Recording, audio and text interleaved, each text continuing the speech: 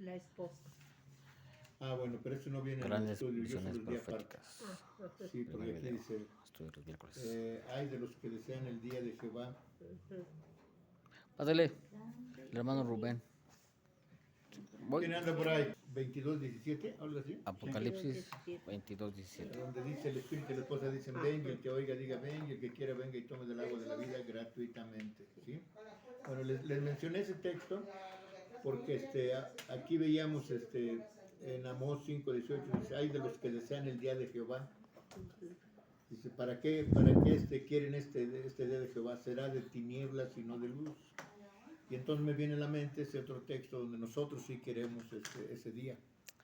Por eso el espíritu y la esposa dicen ven, ¿verdad? Y el que oiga diga ven, y el que quiera venga y tome del agua de la vida gratuitamente. Así dice ese texto, ¿no? De Apocalipsis 22:17. Muy bien, entonces ahí nos quedamos. Entonces,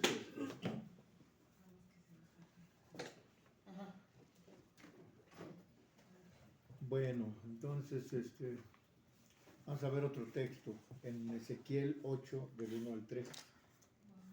Ezequiel 8, del 1 al 3.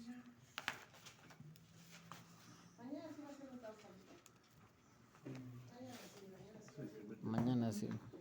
Ezequiel 1. Ezequiel 1. Es Ezequiel 8, perdón. Ezequiel 8 del 1 al 3. A que lo tenga le pueda dar lectura. Ezequiel 8 del 1 al 3.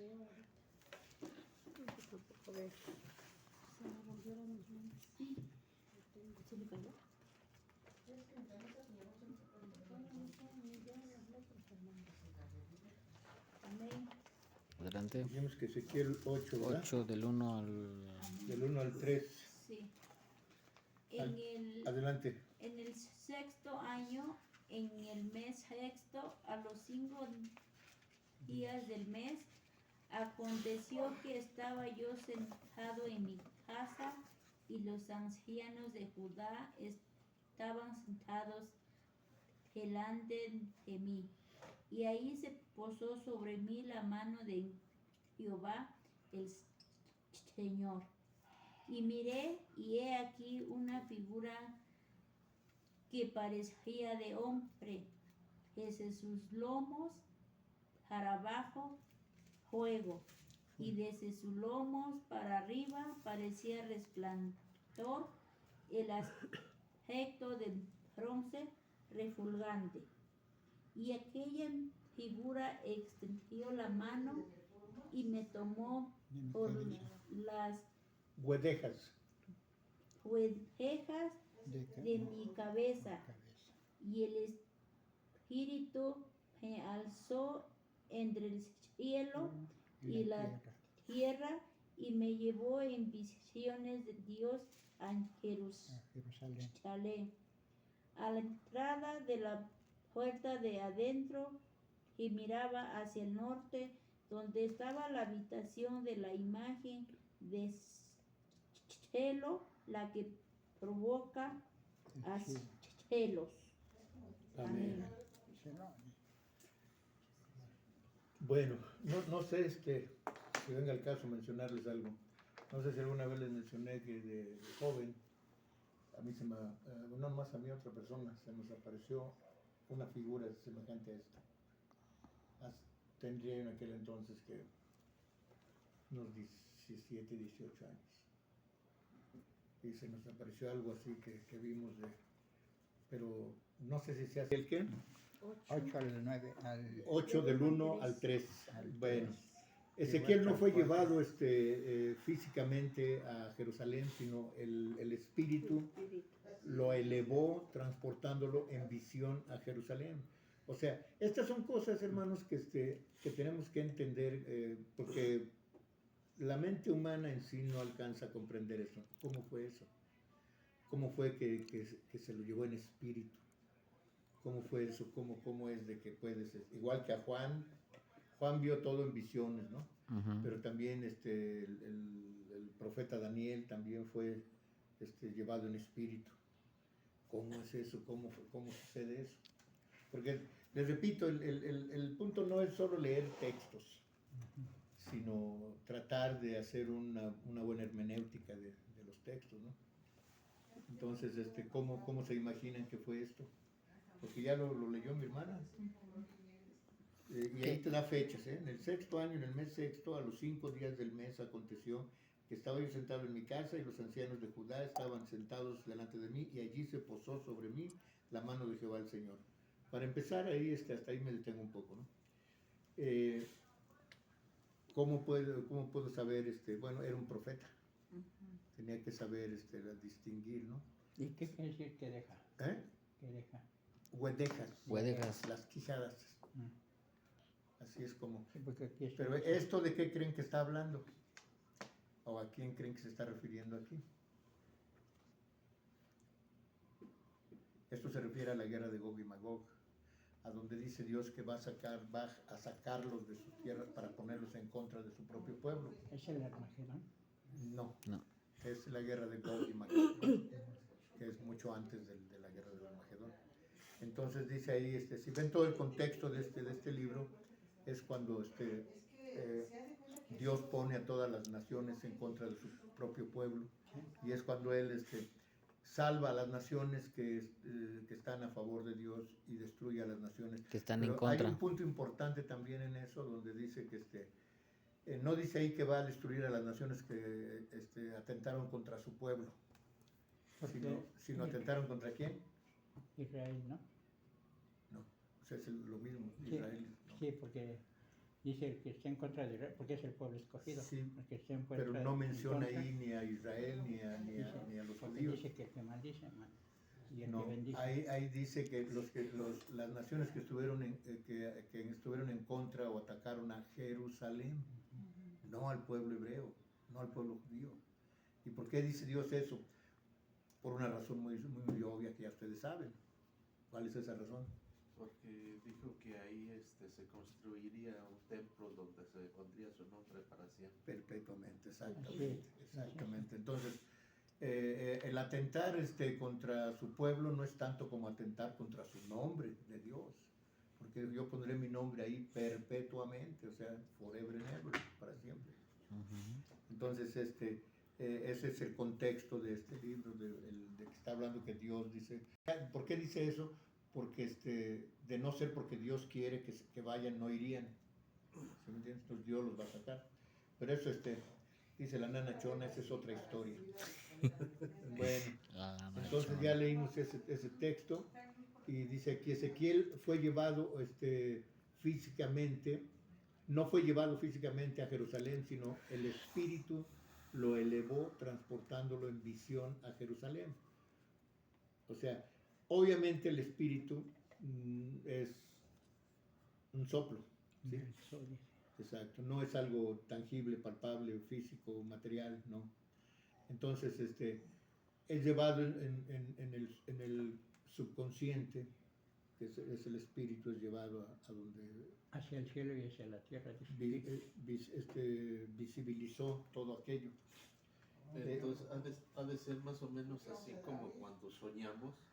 Por ejemplo, estamos durmiendo y nos viene un sueño y a veces soñamos en un lugar lejano, ¿no? O sea, no cerca de donde estamos durmiendo. Ahí, de lo que usted está hablando, ahí está actuando el subconsciente, no el consciente, porque nosotros estamos inconscientes al estar dormidos, estamos inconscientes, ¿no? Entonces el subconsciente, que es lo que marca el alma o el espíritu de vida, es lo que funciona, porque nuevamente el espíritu de vida es tu subconsciente, que es donde Dios tu subconsciente está consciente, el cuerpo está inconsciente. Exacto, es cuando Dios lo lleva, ven todo eso y hace Dios que lo recuerden, porque la mente humana no da. Imagínate qué pasó con Daniel cuando fue llevado también en espíritu y Dios le dijo, escribe todo esto. Y Daniel dice que escribió lo más importante, del asunto y lo guardó en su corazón. Y es cuando se le dice ahí en Daniel 12:4, anda Daniel, sella y cierra las palabras de este libro hasta el tiempo del fin. Hasta este tiempo. Exacto.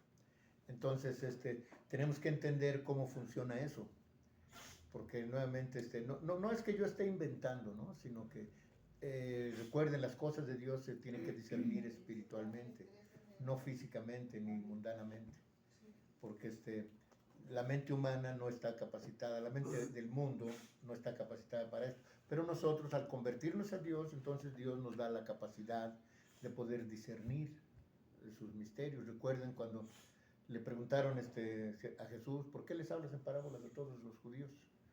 Antes de contestarles eso, les dice, a ustedes les he dado a conocer los misterios del reino de Dios. A ellos no. ¿Por qué no?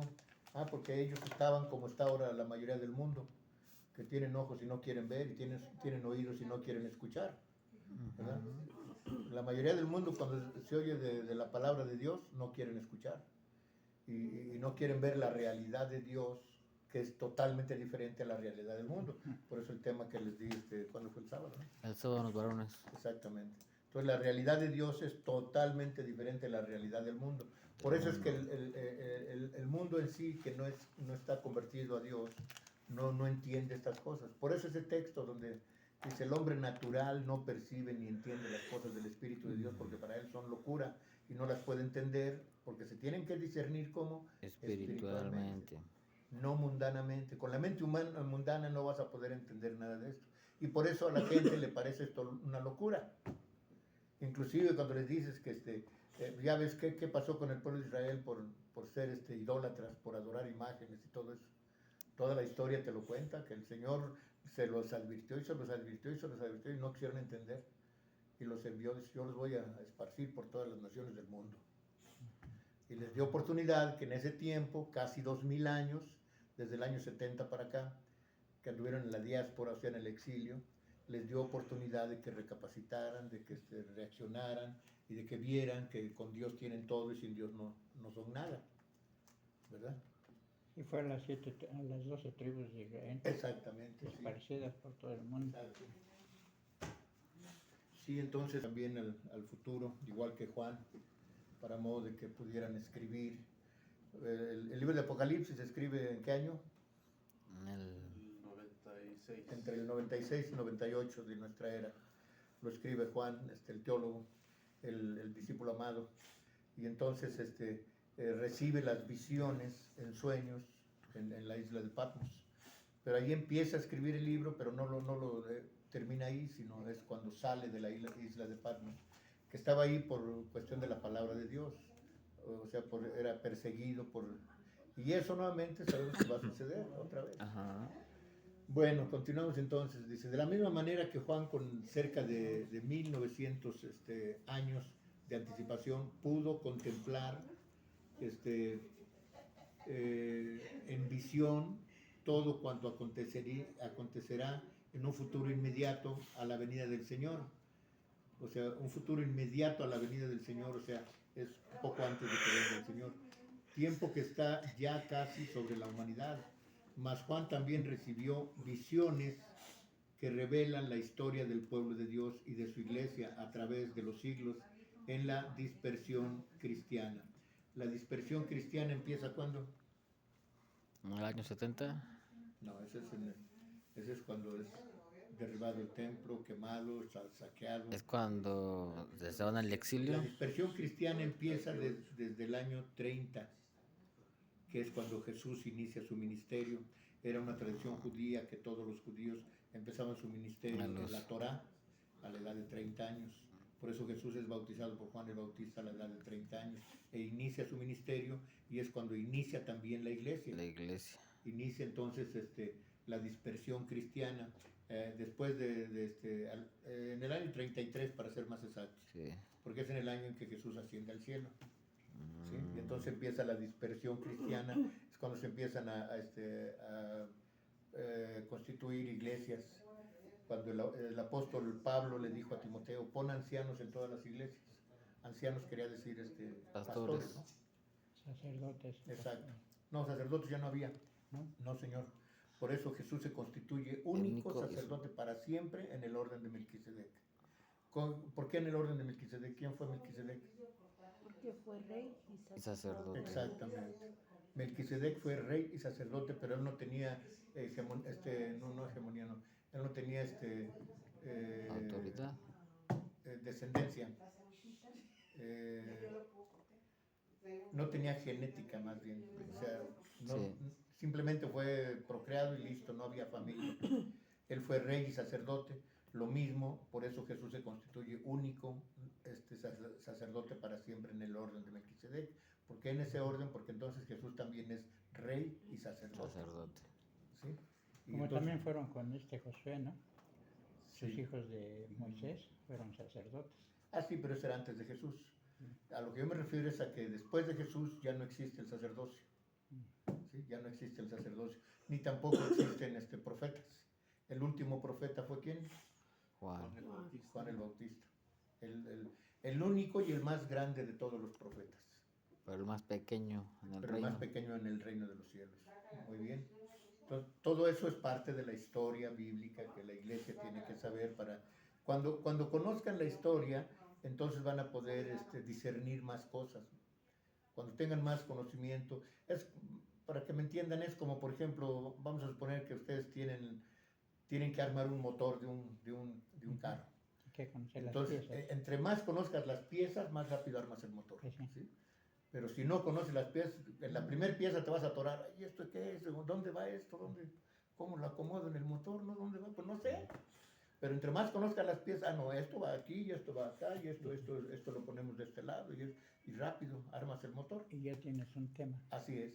Así mismo aquí, entre más conozcas de la palabra de Dios, más vas a poder discernir los misterios del reino de Dios, que se les da a la iglesia. ¿Sí? Dice a ustedes, dice Jesús, ¿quiénes eran ustedes? Los apóstoles, discípulos. representantes de la iglesia actual. Dice, a ustedes les es dado conocer los misterios del reino de Dios. A ellos no, porque ellos tienen ojos y no ven, y tienen oídos y no quieren escuchar. Como está ahora en la mayoría del mundo, ¿no? Se les habla de la palabra de Dios y no quieren escuchar. Pues ahorita casi nadie. Exacto. Y no quieren ver la realidad de Dios, que es totalmente diferente a la realidad del mundo. ¿Verdad? Y entonces ese es un error muy grande de la gente que ignora la palabra de Dios, que quieren relacionar la realidad del mundo con la realidad de Dios. No, son incompatibles. ¿Sí? Bueno, entonces, ¿dónde quedamos? Aquí. Bueno, Juan fue receptor en visión, o sea, él recibe en visión de los acontecimientos que narra en el Apocalipsis, en el libro de Apocalipsis. Pero profecías que describen la historia de la iglesia a través de los siglos y sobre todo los acontecimientos finales de la humanidad, que es lo que contiene el libro. Por eso el libro del Apocalipsis es el último mensaje de Dios al mundo y el último libro de... Todos lo consideran terrible y sí tiene cosas terribles el libro del Apocalipsis, pero más que cosas terribles es el último libro de amor y esperanza para el mundo, porque es la última oportunidad que Dios le da al mundo para un arrepentimiento y una conversión a Dios. ¿Sí? Entonces, pero la gran mayoría, y sí tienen razón en parte al considerar el libro de Apocalipsis como un libro terrible, y sí trae cosas terribles, pero nuevamente esas cosas terribles no son para los hijos de Dios, porque nosotros, según de acuerdo a la Biblia, hemos sido llamados ¿para qué? Para salvación, no para ira. Para bendición. Exacto, la ira es para aquellos que en vida no quisieron nada con Dios, que en vida rechazaron el Evangelio, que en vida no quisieron convertirse a Jesucristo. Para ellos es las cosas terribles, no para los hijos de Dios. Como ahorita Amén. una persona que también vende en el tianguis, Sí. ¿Chiflaron? No. una señora que apenas Ajá. la ayudaba a cambiar. Y dije, pues yo tengo que dar varias vueltas porque mi camioneta es chica. ¿Y por qué no alquila la camioneta de la esquina y se va todo en un viaje? ¿No? Y dice que fue a ver al dueño para ver cómo iban a quedar. Y había 7 perros. Entonces, dicen, en forma anticipada todo se le representó al apóstol Juan. Bueno, habíamos dicho que íbamos a, o más bien estudiamos, ¿no? Cuál es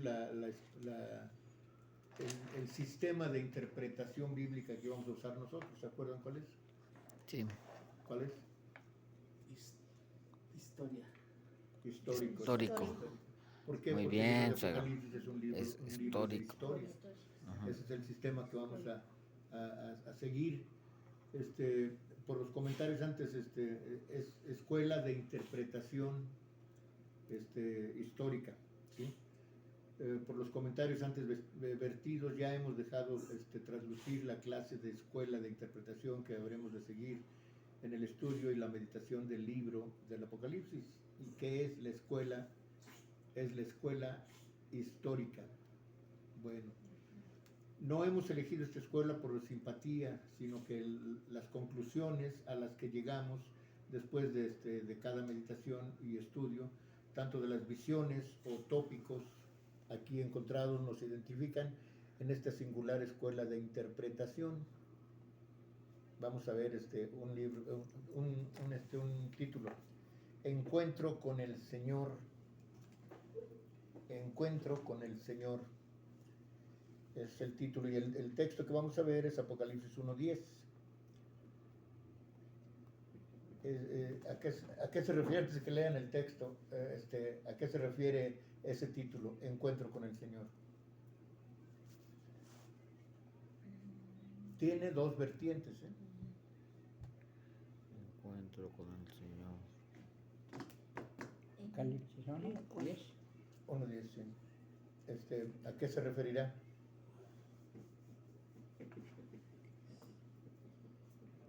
De convertirte. Me suena así como en el reino o en el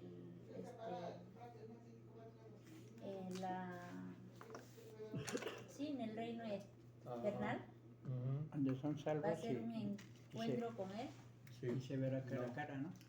No. El encuentro con el Señor Es que cuando te les digo, conviertes. tiene dos vertientes. Una es Entonces va a ser una es física y la otra es espiritual. O sea, el encuentro con el Señor es cuando Juan, ¿verdad? Recibe esas visiones. Recuerden, encuentro, porque de Juan, el teólogo se dijo, Jesús mismo lo dijo, va a quedar hasta que yo venga. Ajá. ¿Sí? Juan el teólogo, o sea, Juan el discípulo amado. Y entonces el encuentro con el Señor es precisamente ese, aunque no se presentó públicamente el Señor, pero sí vino. Y Juan tuvo que haberlo visto en esa visión, por eso está el encuentro con el Señor, porque dice el Apocalipsis 1:1 dice que esta es revelación que Dios le dio a su Hijo, su Tocaron. Hijo se lo dio a Juana. envió a su ángel y su ángel se lo dio a Tocaron. Yo voy. ¿Toca? Sí, escuché que tocaron. A ver, órale, hermanita, porque es de seguro la hermana Tere, ¿no? Bueno, esta es una sorpresa. Sí. Mira, acá está una silla. Este es el encuentro con el Señor.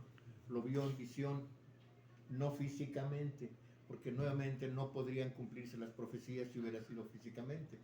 Entonces vamos a quedar en que la visión es en Sí, sueño, las visiones son Que prácticamente no- como los sueños, pero Ajá, no... que soñó pues. Sí, esa- no soñó.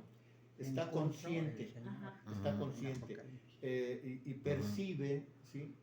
Hagan de cuenta que está, como por ejemplo una persona que está en estado de coma. Está inconsciente, pero dentro de sí está consciente. Aunque no puede comunicarse, no puede hablar, no puede moverse porque está en estado de coma. Asimismo, el recibir esas visiones es que está consciente de todo. Porque recuerden, en ese libro de Apocalipsis, el Señor mismo le dice, escribe, ¿sí? Ajá. Escribe lo mismo que le dijo el Señor a Daniel, escribe en un libro, ¿no? Entonces, esa es una vertiente, el hecho de que Juan tuvo que ver al Señor, solamente él y el ángel, desde luego, ¿no?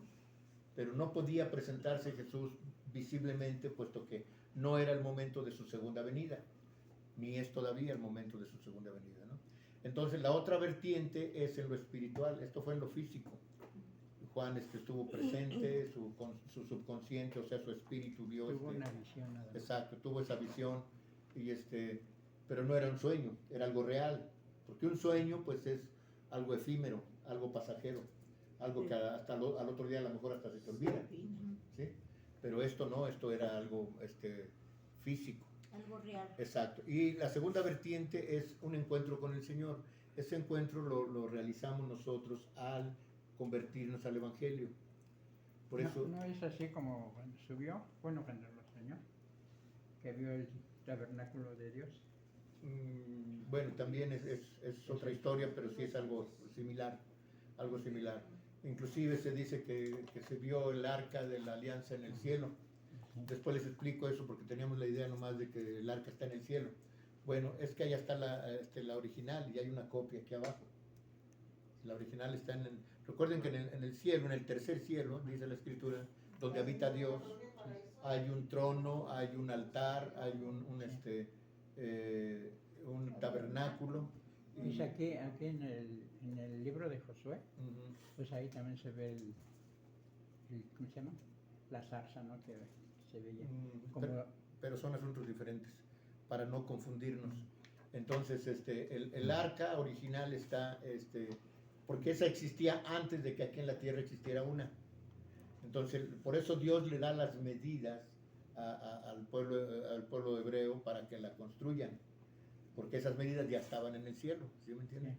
Asimismo, aquí también, en la visión de Juan, ve al Señor, por eso es el encuentro con el Señor. Vamos a leer ahora el texto de Apocalipsis 1:10, ¿verdad? 1:10. Dijimos 1:10, sí. Apocalipsis 1:10.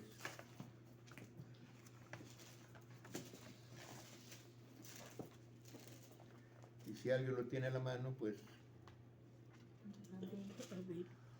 Ya entré con aquí.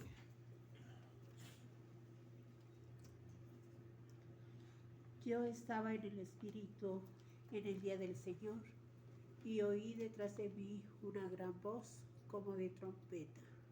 amén. Amén. Entonces sabemos bien que cuando Jesús venga a resucitar muertos, no va a venir Jesús a resucitar muertos. Dice que Él enviará a sus, ¿qué? Ángeles. A sus segadores, exacto. segadores. ¿Cómo los va a enviar? Con voz de trompeta, o sea, Con va a ser voz de voz mando. fuerte, con voz de mando. ¿Por qué voz de mando? Porque a Jesús el Padre Dios le dio toda autoridad en el cielo y en la tierra, de acuerdo a Mateo 18, 28 al 20. Ujú.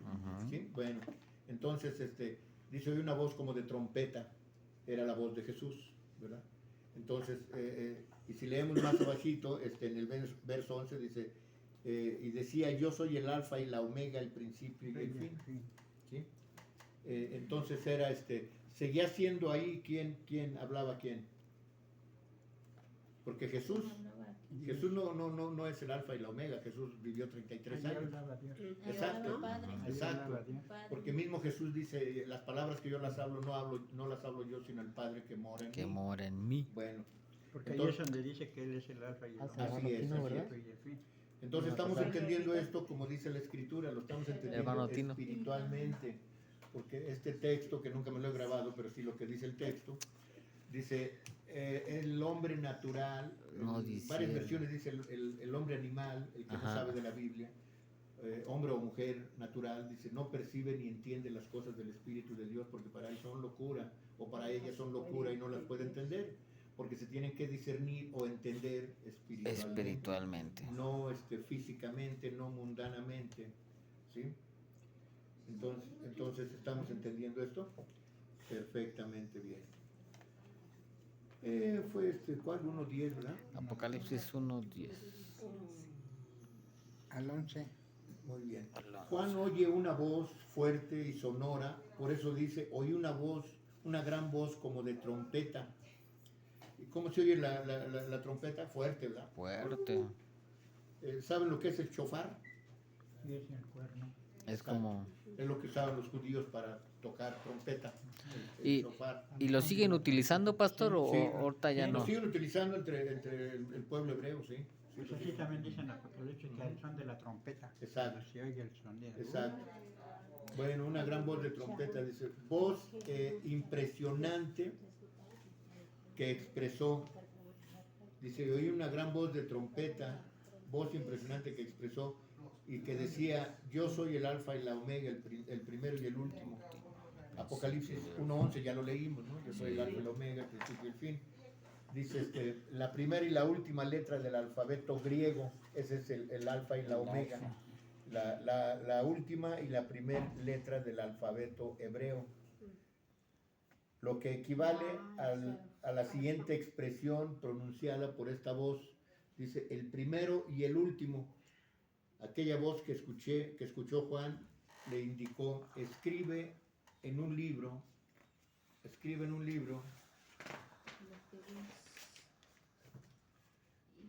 dice, lo que ves y envíalo a las 7 iglesias que están en Asia. Esta es la razón del porqué de la dedicación de este libro a las 7 iglesias que estaban en Asia. Véanlo en Apocalipsis 1:4. Apocalipsis 1:4.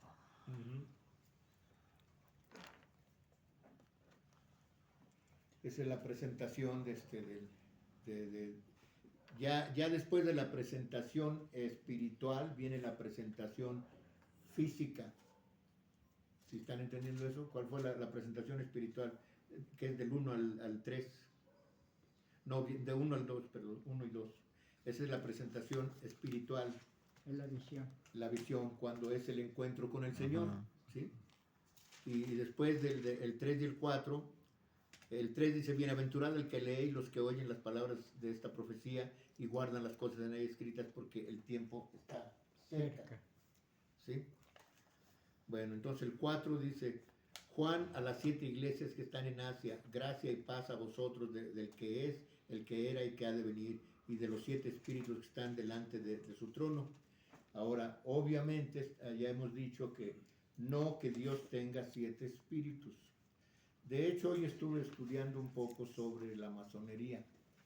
No sé si les dije que una vez me invitaron en un grupo que yo al principio no supe de qué se trataba el grupo, hasta que ya empecé. Tienen, ¿cómo te diré? Tienen la consigna de ser, según ellos, iluminados, pero no por la gloria de Dios, iluminados por la luz bella. ¿Sí saben quién es la luz bella? ¿O qué era? ¿Qué era? Muy bien. Era Luzbel, pero ahora es Lucifer. Lucifer, sí. ¿Qué significa Luzbel? Luz bella. ¿Qué significa Lucifer? El portador de la luz. El portador de la luz. ¿Sí? Entonces ellos, los masones, de ahí surgen los Illuminati, que son según los iluminados, pero iluminados no por la gloria de Dios, sino por la luz de Luzbel. Entonces, y me quisieron llevar, me dijeron, no, hombre, pastor, usted con lo que sabe de la Biblia y con en este grupo, dice, usted va a hacer maravillas. Y pues no, porque primero me invitaron a predicar al cuarto y quinto paso de Alcohólicos Anónimos. Y después me dijeron que tenían un grupo de gente que querían que fuera yo a predicar. Y dije, pues qué suave, ¿no? A ver si se convierten al evangelio. Y sí, fui 2, 3 veces. Ya la tercera vez me dieron el librito, un librito que ahí lo tengo. Sí, mire, con este libro estúdielo y verá. Dice, ya que voy viendo, son masones. Entonces, ya la siguiente ya no fui. Dije, no. Es que ellos están en contra de Dios totalmente. Los Illuminati, los masones, todos ellos están en contra de Dios abiertamente. Bueno, entonces, ya vimos hasta el 4, ¿verdad? Hasta el versículo 4. Sí. Y es aquí en donde principia la historia narrativa encontrada en este libro. Juan debería de dirigirse a las iglesias contemporáneas de ese tiempo, acerca del acontecimiento con ellas relacionados. Bueno, sabemos bien que son las iglesias que estaban en Éfeso, en Tiatira, en Filadelfia, en la Odisea, Pérgamo. que eran todos en Asia, o sea, al oriente del mundo. Bueno, si tienen preguntas en cuanto estoy leyendo, por favor háganlas, ¿no? Entonces, al escuchar aquella voz, Juan voltea a ver de quién procedía y describió lo que vio y de parte de quién procedía aquella voz. Vamos a ver ahora Apocalipsis 1 del 12 al 16. Apocalipsis 1 del 12 al 16.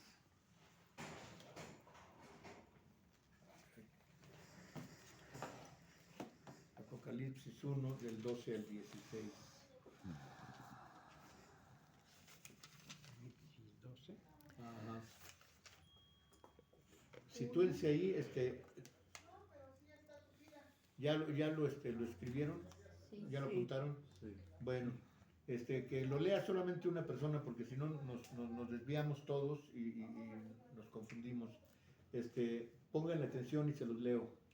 Y si quieren seguirlo en voz baja en su Biblia, pues síganlo ahí. Dice, y me volví a ver la voz que hablaba conmigo, y vuelto vi 7 candeleros de oro, y en medio de los 7 candeleros uno semejante al Hijo del Hombre. Fíjense bien, aquí noten esto, uno semejante al Hijo del Hombre. No era el Hijo del Hombre. Aquí en la tierra, ¿quién era el Hijo del Hombre? Jesús. Jesús. Pero este es uno semejante al Hijo del Hombre, pero no es el Hijo del Hombre. Ese semejante al Hijo del Ese Hombre, es el- podemos La bestia, decir ¿no? que es el Hijo unigénito. Sí, sí es semejante al Hijo del Hombre. Semejante quiere decir que tiene apariencia de hombre, pero no es hombre. Digo, tampoco es mujer, desde luego. Entonces, ese es el unigénito Hijo de Dios. Porque mismo Jesús lo dijo, ¿quién es el que ascendió al cielo sino el que descendió del cielo? Y sabemos fehacientemente que Jesús no descendió del cielo. Jesús nace aquí en la tierra, nace del vientre de María y muere en la cruz. Entonces, ¿quién descendió del cielo? Lo sabemos ahora, ¿no? El unigénito Hijo de Dios, lo que dice Juan 3:16. De tal manera amó Dios al mundo que ha dado a su Hijo unigénito. No dice a su Hijo Jesús, dice a su Hijo unigénito, para que todo aquel que en Él crea no se pierda, mas tenga vida eterna. Entonces, a veces son puntos clave que tenemos que analizar, porque les repito, si leemos de corrido y no analizamos, no vamos a entender nada. Entonces tenemos que analizar palabra por palabra para poder entender fehacientemente lo que nos trata de decir la Escritura. O sea, hacer un buen exégesis y una buena hermenéutica de la palabra de Dios. Bueno, uno semejante al Hijo del Hombre, vestido de una ropa que llegaba hasta los pies y ceñido por los pechos de un cinturón de oro. Y su cabeza y sus cabellos eran blancos como la lana blanca, como la nieve. Bueno, ahí me detengo. Dice, sus cabellos blancos como la lana. ¿Se acuerdan de ese texto donde habla del... Isaías 1, ¿no? ¿Eh? Isaías 1:18. No. ¿Qué dice de que? Donde habla de el anciano de Días. Ah, no. Apocalipsis. No sé si se acuerdan que tenía también el pelo blanco, que se representa al Padre. ¿Sí? Así es. Entonces aquí estamos viendo, si analizamos, que dice nuevamente, y su cabeza y sus cabellos eran blancos como la blanca lana, como la nieve, o sea, eran blancos. Esto representa, El Espíritu de Dios. no el Espíritu, a Dios El Padre. mismo. A Dios mismo. Porque dice que viene uno semejante al Hijo del Hombre, o sea, tiene aspecto de humano, pero no es humano, es Dios mismo, ¿sí? Es el anciano de Días, ¿sí se acuerdan de esos textos? Bueno, dice, y sus ojos como llama de fuego, y sus pies semejantes al latón fino, ardientes como un horno, y su voz como ruido de muchas aguas. Dice, y tenía en su diestra 7 estrellas, y de su boca salía una espada aguda de 2 filos. Ahí nos detenemos un poco. ¿Por qué dice esto? Que de su boca salía una espada aguda de 2 filos. La palabra. Recuerden que cuando venga Jesús, ¿con qué matará al anticristo? Con la espada de su Con el boca. resplandor de su Su venida y la espada de su boca. La espada de su boca es la palabra Palabra de de Dios. Dios. Recuerden que entonces Jesús es todo. Jesús es la palabra de Dios. Jesús es, o sea, la palabra se entiende como el verbo. La acción. Exacto. Pero Jesús es todo en la tierra. Dios necesitaba un cuerpo humano para presentarse al mundo visiblemente, pero el que mora en Jesús es el Padre, el Hijo y el Espíritu Santo, y el Hijo, hablamos del unigénito, ¿sí? Porque por eso dice Jesús que cuando Él venga, los que lo traspasaron, dice, me Lo verán, verán, lo y verán. llorarán como se llora por el hijo unigénito, y se afligirán como se aflige por el Como por hijo el primogénito. unigénito. O sea, ahí está mencionando a los dos, A el los unigénito dos. y el primogénito. El unigénito es el que estaba en el seno del Padre. El primogénito es Jesús. ¿Sí estamos entendiendo eso? Ujú. ¿Por qué el primogénito? ¿Qué quiere decir primogénito? El primero. El primero. Porque Jesús tiene las primicias de todo, es primero en todo, en todo, en todo.